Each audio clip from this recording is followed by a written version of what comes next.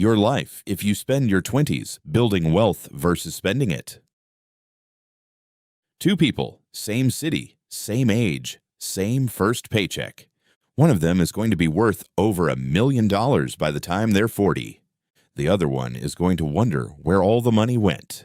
The only difference between them started with $187 a month at age 22, before either of them knew it mattered.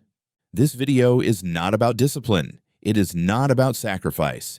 It is not about choosing between a life you enjoy now and a life you enjoy later.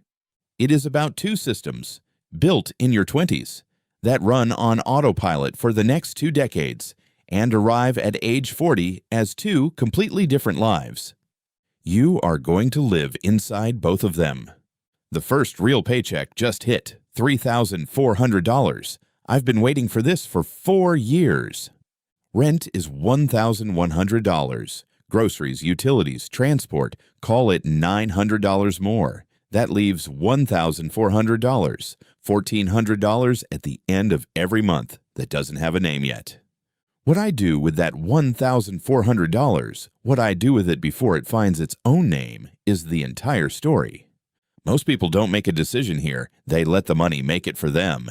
They spend what's there comfortably, because $1,400 in discretionary income at 22 feels like freedom after 4 years of ramen and student debt. And it is freedom. The question is, what kind?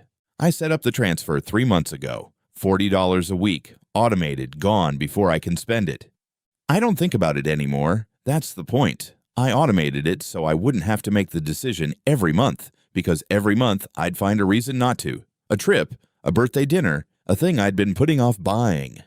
So now I don't get a vote. The money moves before I see it. And what's left, $1,000 of the $1,400, I spend on whatever I want. No guilt, no spreadsheet, just the other $1,000 and a life I can actually enjoy.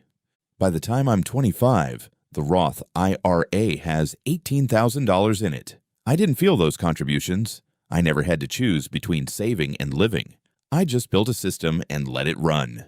The apartment feels more like mine now. I got a proper couch. I upgraded my phone. I went on that trip I'd been planning since junior year. I'm not being stupid with money. I have a savings account. There's about $4,000 in it. That's my emergency fund. I'm being responsible. The $1,400 at the end of the month goes to... I'm not exactly sure, honestly. The month fills up. The balance stays roughly flat. I'm not going into debt. I'm just living my life at the income I actually have. By 25, I've got $4,000 in savings. The apartment is nice. The life looks like what I thought the life would look like. Nothing feels wrong. The wealth gap doesn't start with a big decision. It starts with a $400 transfer on the first of the month that Path B never set up. Automation is the difference, not willpower. The Roth has $67,000 in it. I didn't add it up until now. I got 2 raises in the last 3 years. Both times I increased the automated contribution, not by much, 1% each time, before I let myself spend the extra income. The money I never saw, I never missed. The portfolio returned $4,200 last year without me doing anything. Without me working an extra hour, taking an extra shift, picking a stock, the index fund just ran. I own a used car. I cook at home 4 nights a week. I still go out. I still travel. Nothing about my life looks like sacrifice from the outside, but the machine is running, and it's pulling weight I'm not carrying anymore. Got the car last year. It was time. The old one was starting to cost me in repairs. $487 a month. It's a lot, but I'm earning more now. The math works. Barely, but it works. The savings account is at $6,200. Not as high as I'd like, but I'm not in trouble. What I don't think about, what doesn't show up as a number anywhere, is the opportunity cost. The $487 that's gone to the car payment every month for 2 years. If that had gone into an index fund instead of a car loan, a car I bought for $29,000 that is now worth $18,000, the math would look different.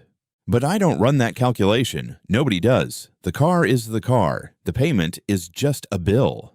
Every recurring payment you add to your 30s is not just the payment. It is the compounding of everything that payment prevented from running for the next decade. A car loan is not $487 a month. It is $134,000 at 40. I turned 40 last month. I checked the account for the first time in a while. $419,700. I've contributed a total of $172,800 over 18 years, $9,600 a year on average. The rest, $246,900, was the machine, the compounding, the years of an S&P 500 index fund running without me touching it, rebalancing it, worrying about it. I still work. I still need the income, but the work feels different at 40. The portfolio generates more in a good year than I make in salary. The job is no longer the whole story, and at some point in the next decade, it won't need to be. Nothing heroic happened. I just set up a transfer at 22, and I never canceled it. I ran the retirement calculator for the first time.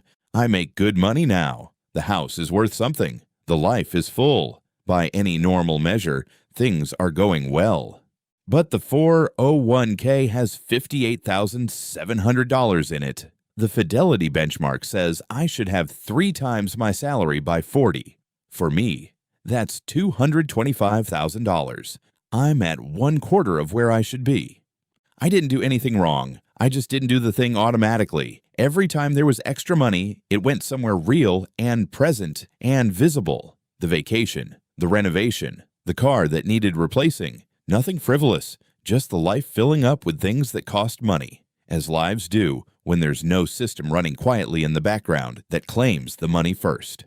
I'm not panicking. I have 20 years, but 20 years is not 40 years, and I understand now, in a way I didn't at 22, that the difference between 40 years and 20 years is not time. It's the compound growth of the first 20 that I didn't capture. The gap doesn't appear all at once. It builds quietly, invisibly for 18 years, and then one day you run the calculator and you see it. The question is whether you see it at 40 or at 22. Here is what matters right now. At 40, if you recognize yourself in Path B, you have 20 years. The compound curve is less steep than it was at 22, but it still curves, and there are tools available at 40 that weren't available at 22. The 2026 IRS limits $24,500 in a 401k if you're under 50. If you're 50 or older, $32,500. The catch-up contribution exists specifically for this moment. The Roth IRA, $7,500 per year. Combined, $32,000 in tax advantage space per year. If Path B maxes both from today at an 8% average annual return, $32,000 per year for 20 years, the portfolio reaches $1,572,000 by age 60. That is not the same as starting at 22. It never will be. The compounding years between 22 and 40 cannot be recaptured. That is the honest truth of this video. But $1,572,000 is a retirement. It is a life that works. It is not too late. It just requires the same thing it required at 22. A system set up and left alone before the month fills up and the money finds its own name. The best time to start Path A was age 22. The second best time is the moment you understand why you should have. The two people in this video started at the same place. They had the same job, the same apartment, the same $1,400 at the end of the month that didn't have a name yet. Path A named it on the first of the month, automatically, before it could become anything else. Path B let it find its own name, and it found one every month for 18 years. Neither of them made a dramatic choice. Neither of them sacrificed their 20s. Neither of them felt in the moment that they were doing anything that would matter this much. That is the thing about compound interest that nobody tells you. It doesn't ask for your attention. It doesn't require your belief. It runs whether you're watching or not. For Path A, that was the point. For Path B, that was the cost. The $400 you automate at 22 is not $400. It is $419,700 at 40. The only question is whose account it ends up in.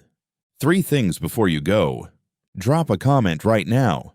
Are you on Path A or Path B at this moment? If this video made Path A feel real rather than just theoretical, subscribe. Send this to one person in your 20s who is on Path B and doesn't know it yet.